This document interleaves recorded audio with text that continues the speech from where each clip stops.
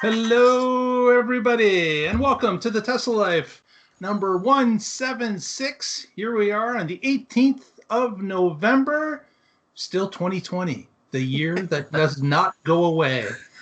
But welcome to the show, everyone. Hope you're all safe and happy out there. As per usual, we've got our Mr. Casey Green joining us from an undisclosed witness protection program location. Again. Well, Casey, if you wouldn't broadcast where you were, they wouldn't have to move you a second time, would they? This is true. Yeah, my computer's over there. It looks like a desk, but it's a computer. We'll get you back all the deadlines by that much. It's just going to take a little bit longer. Casey's on the move again, but that's normal. That's normal. Also joining us, as per usual, Mr. Patrick Connor from the West Coast. How are you today, sir? I am good. 2020, the year that never ends. That would be like a horror movie. That would be like the worst version of Groundhog's Day ever. You get to New Year's Eve for 2021, and then bam, you're back in. Start over again. Yeah. Oh no, not 2020 again. I hope. Well, at least if we watch the news, we see that there's a couple of glim hopes on the horizon that we could have a couple of different vaccines coming. So that is at least something much better than we had back in March. Right. Sure. Yes, I am really hoping 2021 is better. And I have to throw out my usual. Hey, speaking of the future, we are here to help bring in a future free from fossil fuels. Thanks. Very good. Well, we're going to let Patrick keep on a roll because he's got our first story of the evening. Go ahead, Patrick. Yeah. So this is a little PSA. I'm here in Oregon, as Mark mentioned, and something just happened in Corvallis, Oregon, that I want to put out there in the community. So someone driving a Tesla Model S had a single vehicle accident, which is code for idiot driver or drunk impaired driver. And they were going 100 miles, in excess of 100 miles an hour. They sheared off a telephone pole, took out 2 trees. One of the tires flew off of the car, hit the second story exterior wall of a bathroom, broke the water pipes in the wall, and flooded the first floor. Then the driver fled the scene and was found about 3 blocks away and was under the influence. Surprisingly, they walked away, actually ran away. So even in a horrible crash like this, it's great that Teslas are safe. It's not so great that, of course, this goes out and they're saying Tesla Model S driver causes this mayhem. So it looks bad on all of us. It's really bad for your insurance. It's bad for the person whose apartment wall you broke. Please don't do this. Stay safe. Stay sane. One of the guys in a group that I'm in, he gets really irked by this, and he's right. Why you don't hear them call out Toyota Camry, Mack truck? You don't hear them call out what it was. Right. They always just say, car, truck, SUV. But if it's a Tesla, oh, Tesla. Freaking clickbait. But that's exactly it, Casey, right? They get the good news and the bad news. It's a name to draw people's eyeballs, and they know it. So they use it anytime they can. Toyota Camry catches fire. They don't do that. They just say car on fire. But if they say Camry catches fire, do you know how many people would look and see if it was a recall? Right. So Tesla gets a lot of media attention, and it's a double-edged sword. So let's do everything to help the community stay on the right side of that by not being idiots behind the wheel. If you're impaired, don't drive. Be the Tesla driver that's like, hey, Tesla driver feeds 50 people when they were hungry, warms the cold, and whatever. Don't give us all a bad name by being a bad driver. Exactly. There's my PSA, Mark. Very good. Very good. Next story, we're going to talk a little bit about GigaFactory Berlin. Recently, the manager at GigaFactory Berlin had moved on, left the job. Not sure if he left it voluntarily or if he was maybe persuaded towards the door, but he has indeed left. And the story this week from Drive Tesla Canada is that a new manager's been hired, and he is an ex-Mercedes-Benz factory manager. In fact, he was one of the managers that helped Mercedes build a plant in China that's now producing about 600,000 vehicles. So it's interesting that Tesla, again, is grabbing from the talent pool that they feel is best for them, and have put a new person in charge of Giga Berlin as it's still under construction. One other note I will mention to add to the story is that recently, just this week, in fact, Tesla had managed to install one of the overhead cranes in the, not the fabrication, but the press room. Wow. They're going to be pressing front and back ends of the Model X. So a brand new crane, overhead crane, has been installed in that one press room, and apparently they've got another 2 to install. I didn't know they were going to make the X in Berlin. Yeah, that's going to be the first call of business. I'm sorry. Why? My mistake. Okay. The why. Yes. Yes. I was looking at the my notes, and I have X Mercedes, so that's how I got X rolled into it. Okay. So yeah, excellent. The Y hopefully will be running out of there shortly. Another milestone for the Berlin factory is that it was almost 1 year ago today that it was announced that they were going to start to build the factory in Berlin. Yep. So we now, of course, are heavily into construction, and we're looking for maybe parts of it to start to be complete. And hopefully we can get some of those lines lit up and start to move.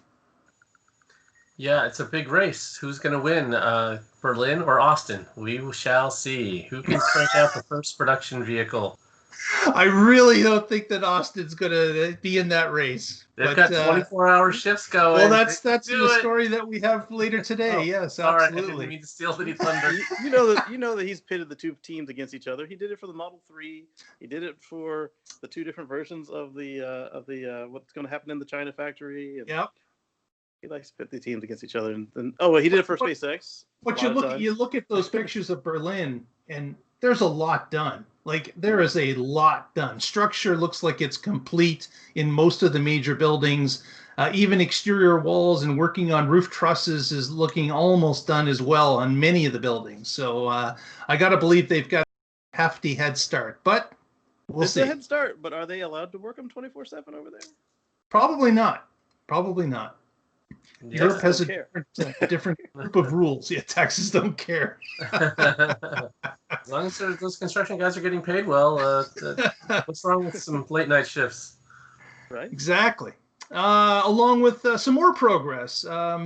We heard a little while ago that in Canada, the mobile service was starting to be dropped from a number of different areas, as well as the delivery of cars to your door was dropping. And people were getting a little bit concerned that the only centers to pick up the cars were on the far west coast, Vancouver area, the central part of the country, Toronto and Montreal, and that was it.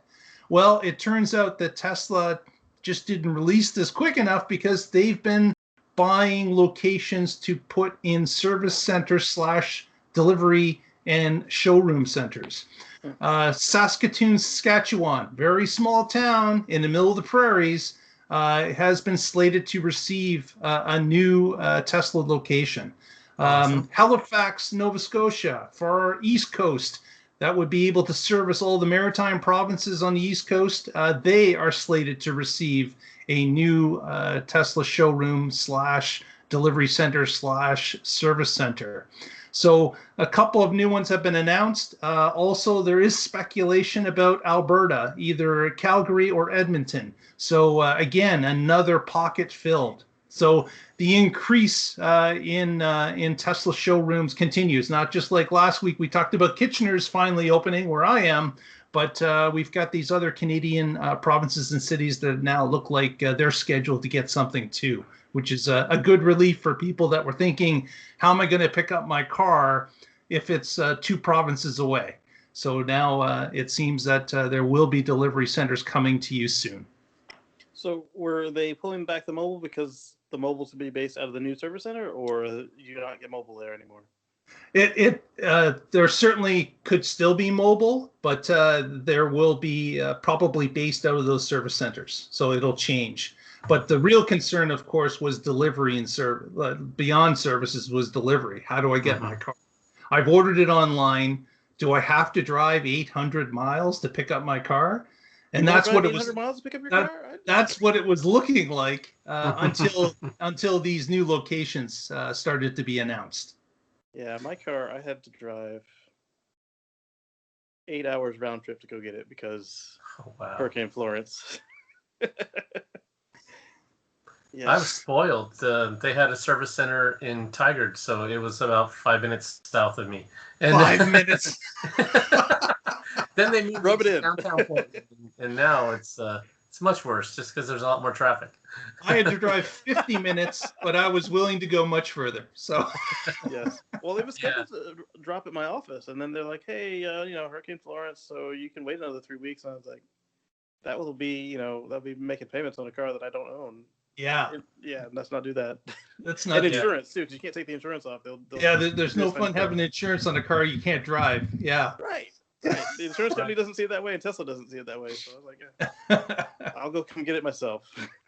Yeah, but they've said that they know that service centers, delivery centers, these are the things that really sell cars. If someone has that and they know they can get service on it, they're far more likely to buy it.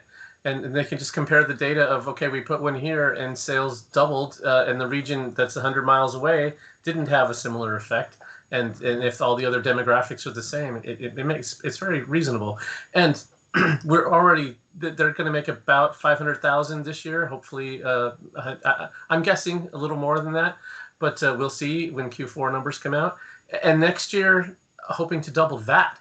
You've got to have more service and delivery centers because the backlog for service is going to be huge if you don't. And ever since volumes increased in 2019, they've been having service problems, and that was supposed to be the year of service, and I don't think we're quite there yet. And I've heard that next year 1 service center per week is what we can expect to be opening, and I'm sure that's more of an average than it is. Every week there'll be one, but that's exactly what they need to do. And one week will be 4. For this. then nothing. Yeah. But, last week of the month, they'll open. Yeah, right? You're going to have a delivery push at the end of the quarter for service centers, and then they're going to have deliver cars out of them. Trial by fire. They'll be using that Airstream trailer, just roaming around the country delivering cars. Yeah. Yes. So you mentioned service and how it sells cars. Like my new landlord saw. First, she was impressed that we moved house, all of it, in the largest U-Haul trailer they offer. She didn't think that the car could pull something fully loaded that was bigger than the car. And then after that, she saw mobile service coming in, working on a squeak that my Falcon door was making. And she said, "Did you have to pay for that?" I said, "No, it's warranty." She said, "Oh my goodness, can we get some more information on this?" Yeah. How do I get service like that? Exactly. And like she saw it plugged in. She said, Does that work for everything? I said, well, I mean, this place doesn't have a EVSE yet, but it'll get you done. And then around the corner is a Superchargers. Like, so if you have an emergency, just a 15-minute detour if you didn't plug in for any reason, you're good to go. Yeah. Always great when you've got those Superchargers around you to supplement if you do have to move immediately. Yes. Right. Yeah. There's a new Supercharger in Hillsboro at Tannisbourne, and that's not too far. So because I'm not driving, I just have it setting at about 50%. But since I know there's a Supercharger, if for whatever reason there was an emergency and I needed 200 miles of range or more, then I can go and stop for 5 or 10 minutes, get the extra juice, and hit the road. But there's no reason to have my battery setting at 90% when I'm not using it on a daily basis. Yeah. I probably do 80 just because it's so slow here, but What I would do at my other place where I had the 80 amp connector, I would do because I was always going somewhere. I would do 70, and then in the morning when I woke up, I would bump it up. But now that they've got the scheduled departure, that the car would do that for me. So that's awesome. Yep. Yeah, all sorts of possibilities there, certainly. Yeah. Next, let's go underground.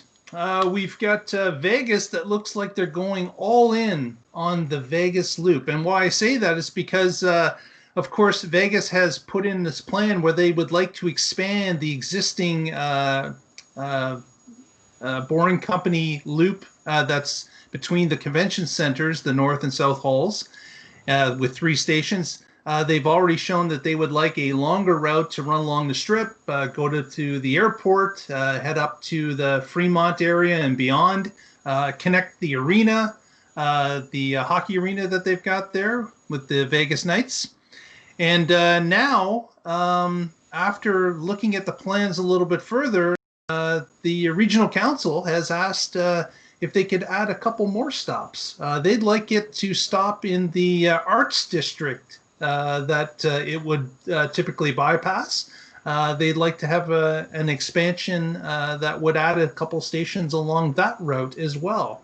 So this is looking more and more likely that they're behind this idea. Council is to have an additional transportation system in downtown Vegas to supplement, which is really what now just buses and cars. I really wouldn't call the monorail a transportation solution in Vegas. It's more of just eye candy. It doesn't really handle the volume of people, nor does it go in the right proximity to where you want to go, unless you want to add the additional mile walks between the Strip itself to the back of a hotel or complex to catch a monorail. Yeah, there are a few that are right on that line, like Monterey. Anyway, but for the ones that aren't right on there, it doesn't take you over to Fremont Street Experience. There's a lot of places it doesn't go.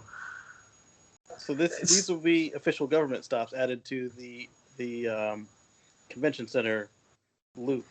Well, the convention center is like an offspring on itself, right? Right. The expansions, if you look at the map that we'll have in the notes if you want to look at it, it actually goes from the convention center to basically the Strip, and then that looks like it connects with a main trunk that runs up and down the Strip, as well as offshoots at both ends, one to the airport and one to around the Fremont experience and a little bit above.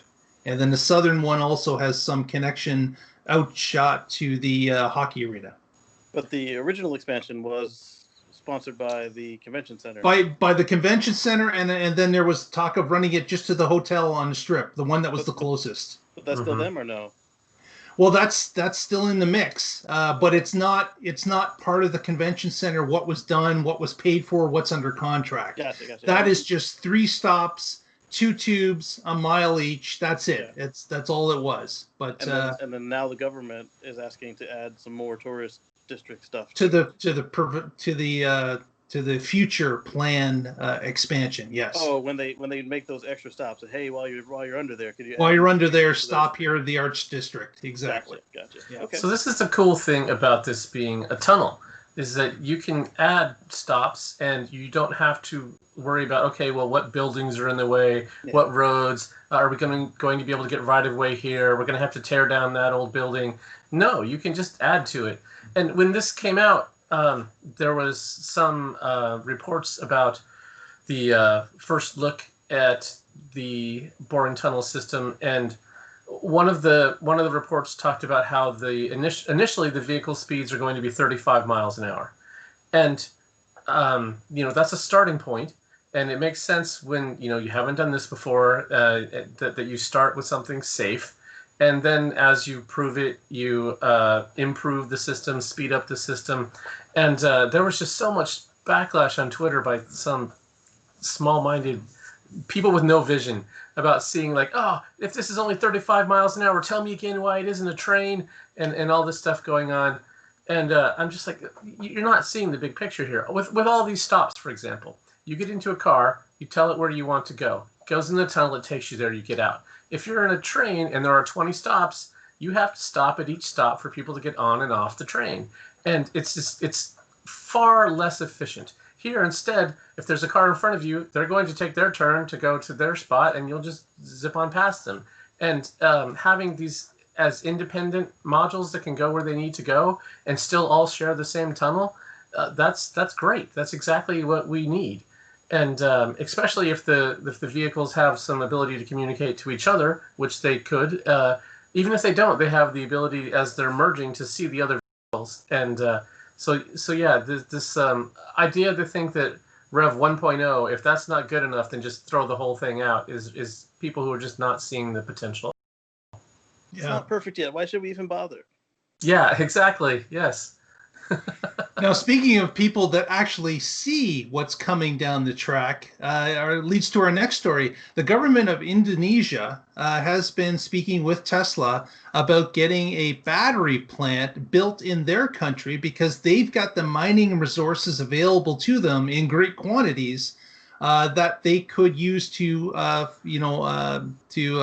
the factory to have the raw materials to build the battery packs. Now, shipping becomes another problem, that they have to move these battery packs out of the factory and move them to someplace where they can be used inside of cars, because this particular article from Electric did not talk anything about it would be a combination factory of both building battery packs as well as putting them into built cars.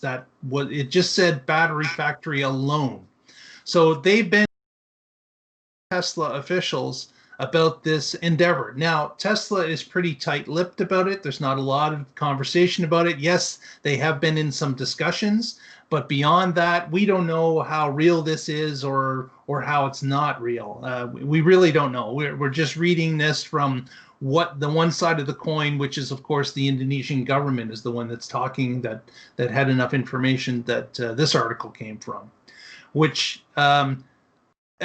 I'm thinking that I would love Canada to get involved with this more. We have a lot of mining resources in the north here.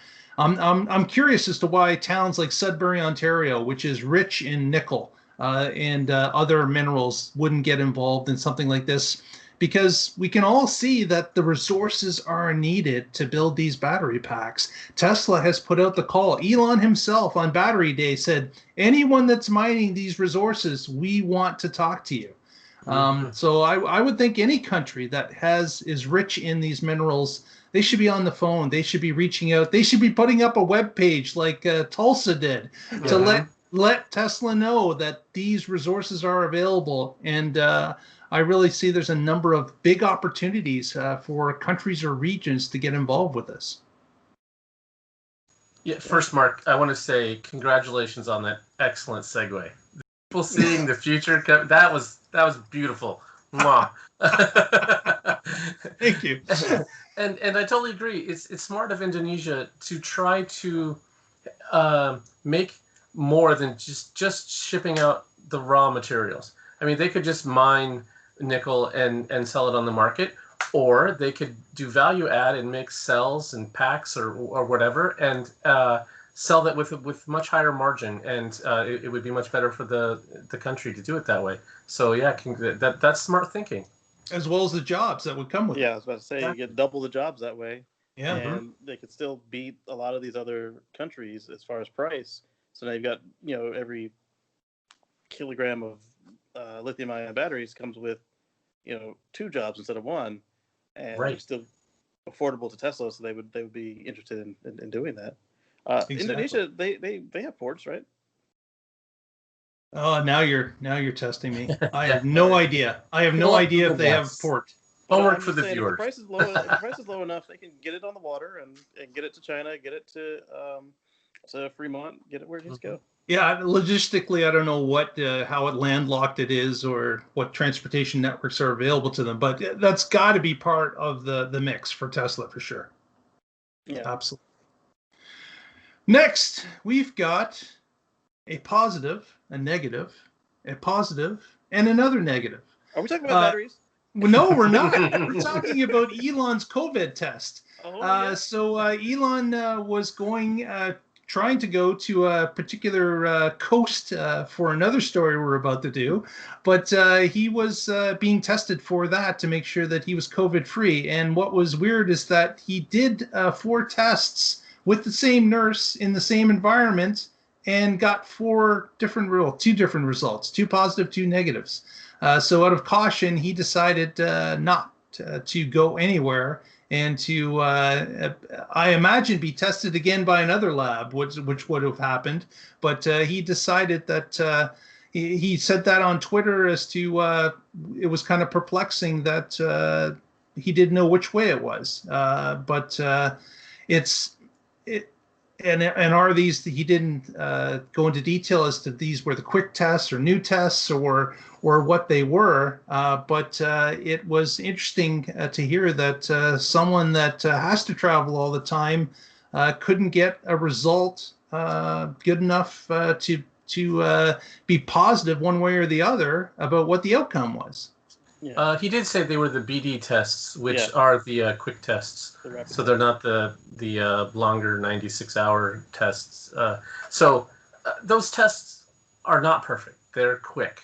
And so any indication you should get the more complete test done. It was kind of not surprising that happens. That's what those tests do. So I mean, he's made it out like, oh, these tests are bogus and unpredictable, and no, that's how they work. Yeah. If you have some indication with the quick test, then you have to get the longer test done. Yep. So it did seem that he was going. It seemed that there were 2 elements to it. At first, it was like he was genuinely curious, and then it seemed that he was getting ready to get on his COVID denial train again. And I understand that he was frustrated, but the fact that he had any positive tests, quick or real, or like not real, but extensive. Quick or real. Quick or extensive and more reliable. The questionnaire that the government is going to give you when you try to get into NASA is, did you have any positive tests in the last 15 days? He would have to answer yes to not be lying. And then he could not go. Those astronauts have been quarantined for over a month so they could get to ISS without getting the other astronauts sick.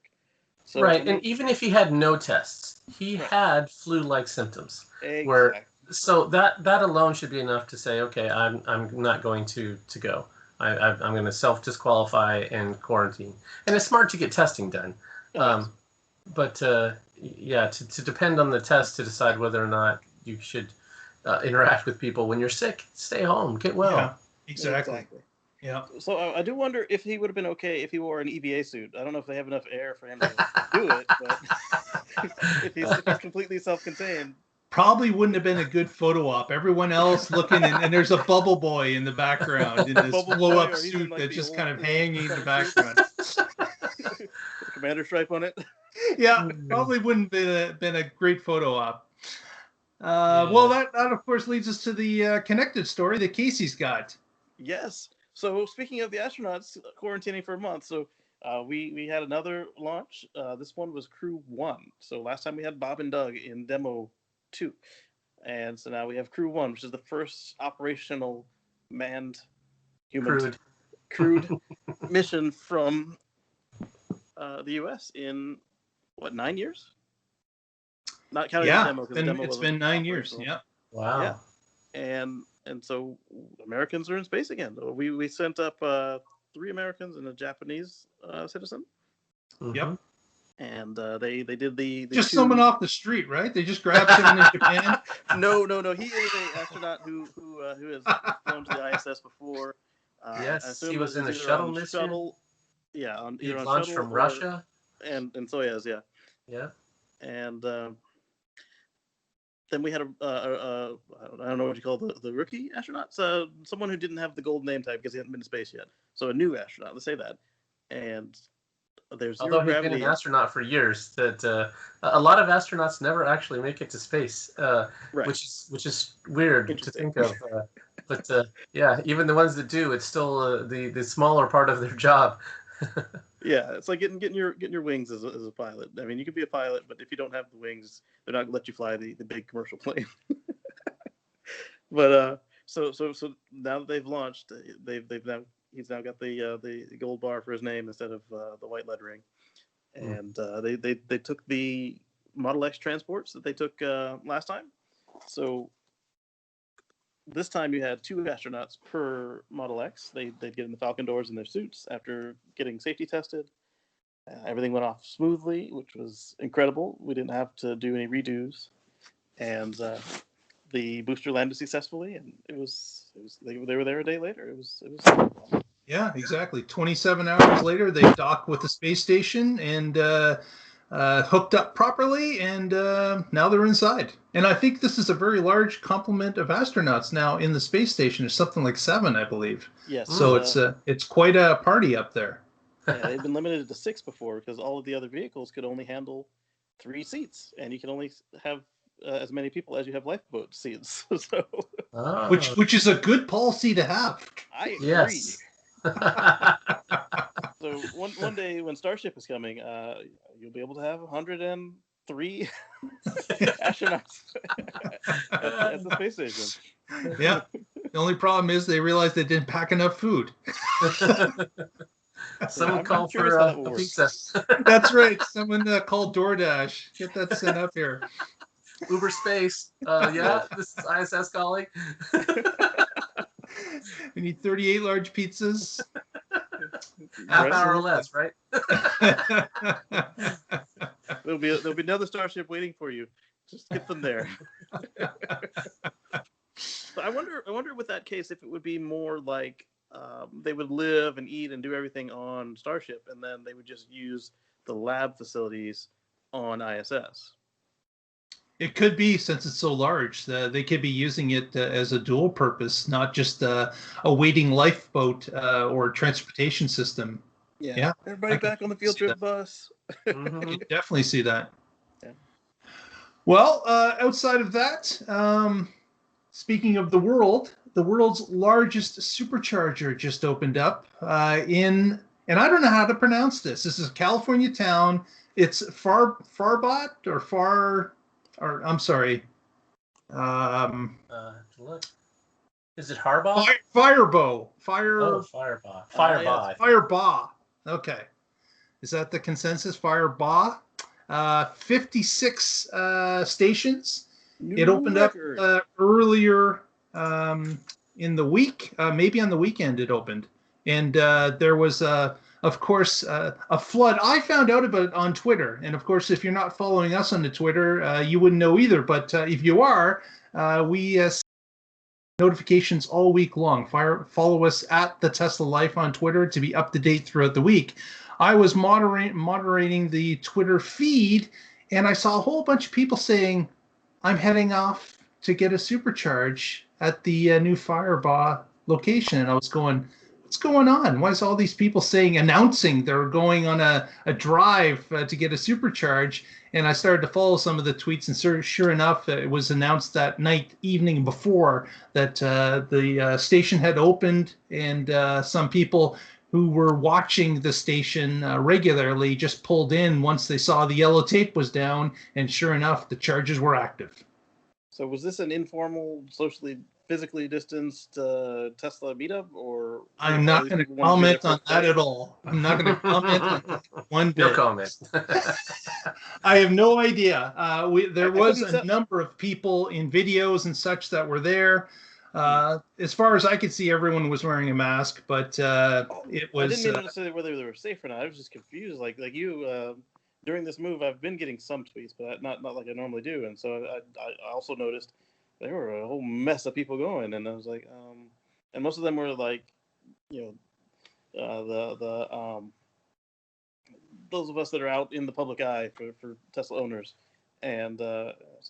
Is it a get together? What's going on here? This is so many people going to this. Yeah, certainly in the first 24 hours, it was just people understanding it was open and heading out, and I don't think there was any much. There was no planning beyond that, as far as I could see. But maybe something since then has happened. But what I did know in the opening is that it is just a Supercharger site at this point. There's nothing else there. There is possibilities of plans to open up a convenience store and other things on the same site or close to it or adjacent. But at this point, it's strictly Superchargers. And of course, that's probably a big welcome to people that are traveling for the upcoming holidays, if they are traveling between San Francisco and Los Angeles. It's another large Supercharger because that other second largest one in the U.S. is along that road as well. Kingsman is along that route as well. Yeah, and Kettleman City's I'm sorry. too. I'm sorry. Yeah. Kettleman City. That's correct. So the architecture and everything looked like Kettleman when I saw the pictures. Did it have a Tesla cafe or no? There is a building, but no one talked about it. So I'm not sure if it's open or if there's anything in it at this point, or if it's just being built out. Well, probably after they get the occupancy approval. Yeah. Mm-hmm. Yeah. And it makes sense. Their priority should have been get the Superchargers online. Yes. And then you add amenities after the fact. Hopefully some restrooms. Yes. Yes. Yeah. So that's pretty cool. I mean, I would get it if it was the local Supercharger, or if it was on a route that everybody takes for all of the visitors. Like when Charleston opened up, there was a little party because they've been waiting for 4 years. Coming soon next year. Coming soon next year. Coming soon next year. And then everybody had expected, it's going to be one more of those, and then it's open. What? Yay! Let's go look. But meanwhile, this thing was spotted like maybe 8 weeks ago, and now it's done. Yeah. Well, the weird part is like you said, it's just like Kettleman. It's kind of in the middle of places. It's not like it was like, let me just pop one down around the corner. You had to make a special trip to go do this. Yeah. So like one or two first people, okay, great, you're first, but why did everybody else go? It's confusing. It's the biggest in the world. People want to go dying see those. for a road trip. Just dying for a road trip, sitting at home for all that time, saying, "Let's just go for a drive. Let's go." In the house. Yeah. I'm sure there was some crazy solution. Yeah. Next, GigaFactory Shanghai in the news again. Overachieving. They have now indicated that they're pushing the volume up from 5,000 vehicles per week to 5,700 vehicles a week. So an extra 700 vehicles going to be produced per week. And I'm sure this has something to do with getting to that magic 500,000 vehicles by the end of 2020. So Shanghai is kicking in and trying to produce as many vehicles as possible, pushing that volume number up. And hopefully Tesla is going to reach that 500,000 figure. You know what? At this point, I think I'd be surprised if they didn't hit it, because they are pushing hard on everyone to get there. And I would think that they definitely want to meet that goal.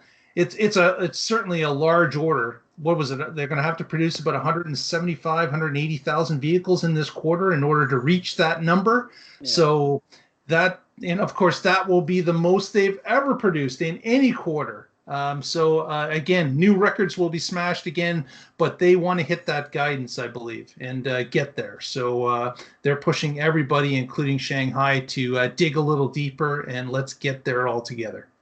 So what does that do for their annual rate now over there? Well, at 5,700 a week times 52 weeks, what would that put it at? Sure, Casey, you said there'd be no math on that. And now you're pushing to have math done. Okay, I've got a calculator here on the old iPhone. 5,700 times 52 weeks. We're looking at almost 300,000 cars. Wow. Yeah, and usually they're going to push it again. Give them a few weeks for maintenance and shutdown for various things in a year. So, I got 285 at that run rate with some weeks of retooling and various holidays and stuff. Okay. So then we'll probably see them open up another line. I'm just running them wide open, Patrick. They're going to run all the time. I'm going to put another shift on them. I'm going to... Yes. I'm running 4 shifts. All right, I'll give them Canada Day off, but that's it. in China. Sure people in Shanghai in China. That's right. I'll ship them some Canadian flags and some maple syrup, and they can celebrate with us. I'm sure they'd like the maple syrup. Next, let's move into the financial world. Patrick, what do you got for us? Yes. So the big news is Tesla is in the S&P 500. Yes, they're going to be emitted in Make jazz a December. Polynesian. Yeah, the announcements come out. So, as we talked about 3 months ago, they had made the requirements of 4 quarters of profitability. But then when the S&P 500 had their opportunity to induct Tesla, they passed. Then they brought in 3 other companies, and Tesla was not on that list. So they can't deny it forever, though. They had their 5th quarter of profitability, and so now they are in. Although it's not easy. So normally when a company comes in the S&P 500, they've already been in the S&P 400, which sounds like it's the top 400, but it's not. It's actually the 400 companies after the S&P 500. So you can then just swap from the S&P 400 to the S&P 500. You don't have to go out to the market and buy a bunch of shares. But because Tesla's had this meteoric rise, they have really disrupted things. They're going to be coming in as one of the top 10 companies. So they're going to be 1% of the index. And if there's 500 companies, normally each of them is about 1/5 of a percent. Tesla's going to be 5 times the normal holding. And so because of that and other factors, the S&P 500 has asked other investors if they should come in as 1 tranche or 2. And if they come in at 1 tranche, my understanding is it would all be on December 1st. If they come in 2 tranches, it would be half or some percentage in mid-December, and then the rest of the remaining portion the next time they rebalance, which is my understanding is about quarterly, so sometime in Q1. And there's one of the problems here is that it's not just how many shares are outstanding total, it's how many are in the float. So how many are being traded? They're going to have to buy from just that small pool, which makes it more difficult to not spike up the price. So that's one reason they might split it over 2 tranches. They might ask Tesla to do another capital raise, although that's just speculation at this point, and do some direct sales to the S&P and some other index funds. So this is exciting. They're playing with the big boys now. They're a real company. Yeah. It's another new record. So not only are they coming in at that whole 1% instead of 1/5 of it, they are coming in as the largest addition to the S&P 500 in history. And like Patrick mentioned, with their limited amount of shares outstanding, you have all of these institutions, retirement accounts, index funds. They all need to buy.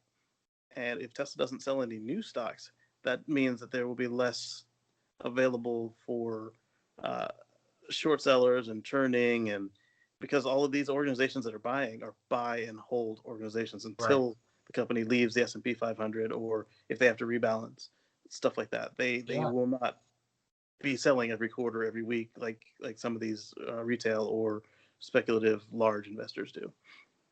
Exactly. These shares will be taken out of the float because, like you said, they're going into index funds and they just buy and hold. Yep. And since they are, so this is effectively like when Apple started buying back their stock, as far as what it does for the availability in the market and the price, even eventually, because typically drives up the price, doesn't it? Exactly. It just won't be there for people to buy. And so then the next time Tesla does something like sell a new record or hire 10% of the people or whatever it is that makes the market go up. I don't know why it's not always good stuff that does it, but whatever. Whenever the market decides it's going to go up for something they did, less float, those moves will be a little more dramatic, but you'll also have more stability because all of these other people just hanging on. It's cool. Exactly. Oh, yeah. That's a good point.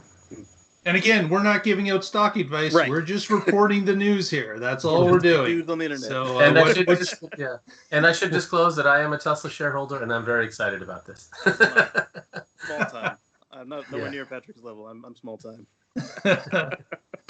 Very good. And next story, on to Terra, Texas, or GigaFactory Texas, depending on what you want to call it.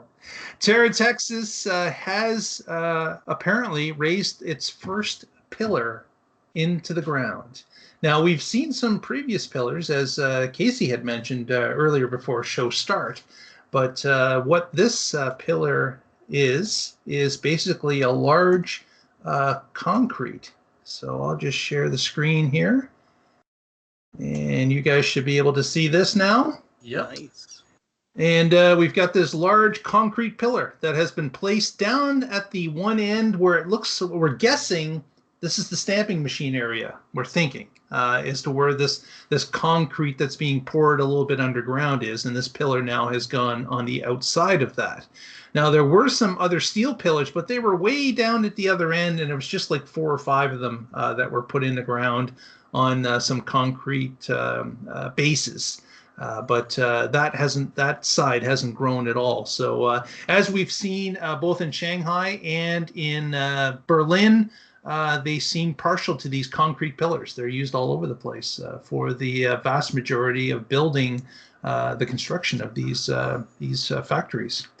Another thing that was mentioned at the beginning of the show, if you were listening, is that the construction progress at GigaFactory Texas or Terra, Texas has increased dramatically. It's now going to be a 24/7 construction job. So, 2 or 3 shifts are going to be there where they'll be working around the clock in Texas. And that's where this extra speed may come in, that they actually catch Berlin. I don't think so, but I just said that.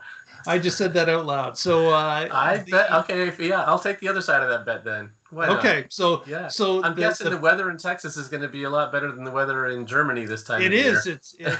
I'm sure it will be, but in a little while, it's not going to matter about the weather in Germany because it's all going to be closed in. And Texas is starting just from this point, but it's going to be fun to watch. If it actually is a close contest, that would be remarkable, really. Sounds like we're going to be taking the temperature of Terra, Texas, quite a little bit.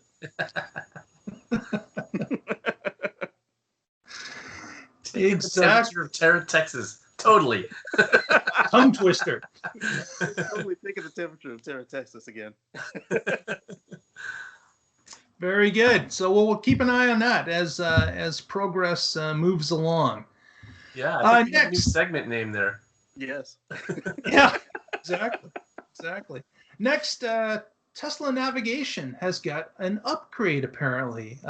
Just announced yesterday, someone noticed that while at a supercharger waiting for one because they were all filled, a timer came up and showed them an ETA as to when to expect an open charger.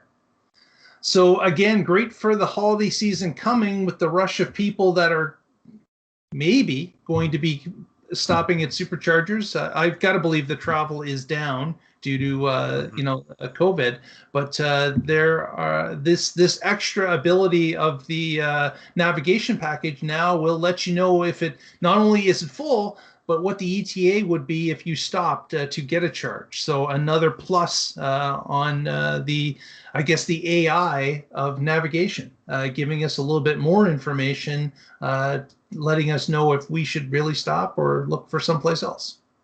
That's really cool because it's really very cool. similar to stuff we've been asking them for.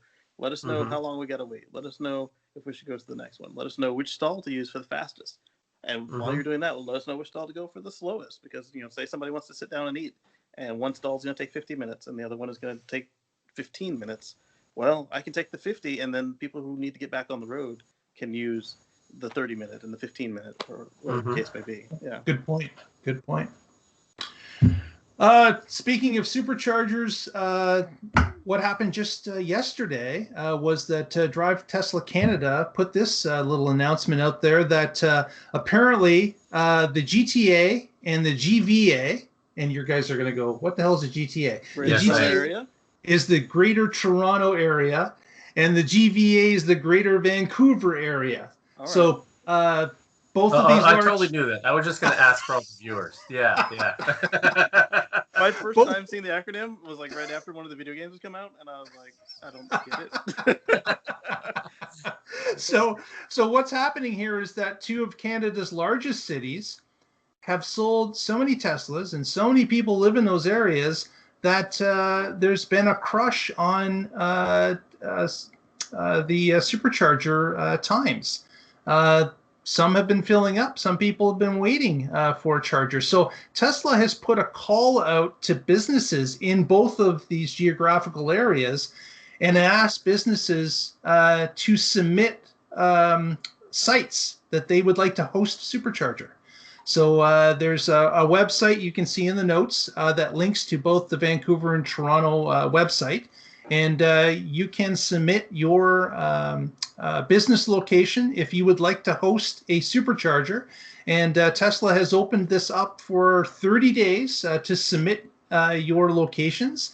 And then, of course, they will take those submissions and go through, take a look at where they are and what the Tesla has in mind. And them, of course, knowing where all the cars are owned and came from, are going to look at in busy times and what's been plugged and what's been open.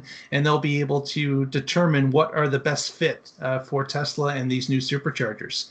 But again, when you have the data, it's a lot more easy to do this because you know where the bottlenecks are because you're tracking it. You own the Superchargers, you own the maintenance, you own the cars, they all communicate together, and that gives you a great picture about when things get plugged up. And just like what happened in California with those two large Superchargers between LA and San Francisco, they had the data. They knew that a 56 station Supercharger was probably needed again in that corridor to handle what they have or some future amounts of cars. And that's what they're doing. And here's another call that here in Canada, they're looking at these two particular metropolitan areas and determining that we have to grow and we have to grow now. Yeah, if you have a business in either of those areas, you should apply. I mean, yeah. Who doesn't want well-heeled people standing around their business for a half an hour or so, or even stopping through for 15 minutes because you get that pressure to just, all right, well, I'm in here using the restroom, I might as well grab a snack. Yeah, exactly. Yeah, whatever. If you have a business, you want foot traffic, and this helps provide it. Yeah, absolutely. Does it ever? Like, and of course, the demographic of people that own Tesla, most are certainly well off. A lot of them are. I wouldn't say that they're completely well off. People have done the Tesla stretch and all those type of things, but certainly people that own these cars are somewhat well off, medium income at least, and that is a plus for any business to pull upon some of those type of guests that would be readily available. Yeah, and if they've done the Tesla stretch, then that they know how to manage their money, and if you put stuff in a whole spectrum of offerings, then they will probably still pick something up. Yeah. As long as you're not coming in, hey, this is Ruth's Chris, $100 steaks. There may be some there may be some upper level limits for what people will buy while at the Supercharger. Certainly, bringing in a few more choices though is a plus for any business, especially in these times. Everybody is trying to gain back some business after some extended shutdowns and reductions in volumes. And if you're looking to offer your business for this program, even if you aren't a vegetarian or vegan facility, if you offer food, if you offer several different vegan or veggie options, you will see your business go up. Well, I think we're going to wrap it up before Casey gets arrested as the police are closing in on him because they know that U-Haul trailer was not where it was supposed to be later, didn't they? It was 2 hours late returning it. They waived the next day fee, thankfully. Oh, that's nice. Yeah. Well, Casey, got any shout-outs for us? I do. I just put up a couple of shorts before the computer became a pile of desk. You can find that at youtube.com/Casey Green. That's KACEYGREEN. I have got a deep dive all lined up, ready to go for Tesla Software Update 2020.44 series. I did find some stuff with Smart Summon, and so I will be making an addition in there. And as soon as the computer is up and running, so later this week, I will render that out and put it up on YouTube. Take a look. That's not just 44; it's the whole series. Because everybody who got the ones after me is all saying bug fixes, bug fixes. So that's Very good. We'll be watching for that, certainly. And Patrick, any shout-outs as we leave today? Sure. I am with the Oregon Electric Vehicle Association. You can find us at OEVA. Check us out on our social media feeds. And I blog occasionally at carswithcords.net. And you can bet I'll be talking about Tesla joining the S&P 500. Fantastic. Fantastic. I would like to thank Lee Moon, who produces the music that we use at the beginning and end of the show. I would also ask you, if you haven't done this already, please give us a thumbs up. If you've stayed in this long, you must like what you're seeing. Give us a thumbs up and share that with us. That helps us out. And if you hadn't subscribed, it's free. What are you waiting for? Help us out. Give us another number. We would really appreciate it. And with that, for an hour. Yeah, and with that, we say good evening and thank you very much for joining us. And tune in next week and find out what's going on in the Tesla life. Good night, everyone. Stay safe.